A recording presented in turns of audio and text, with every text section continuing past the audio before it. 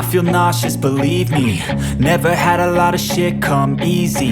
Had to work hard, struggle just to be me. Had to rise up just so they could see me. Did what I had to do just to feed me, and what was left over I put towards my dreaming. But the only thing in life that has meaning are the things you gotta work for, believe me.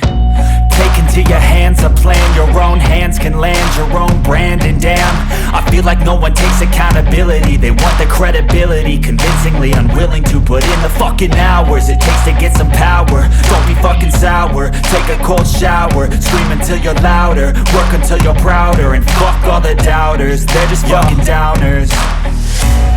I swear to God they all let me down. I always fought just to wear the crown. I'm pissed off at these fucking clowns who were all taught they deserve an ounce.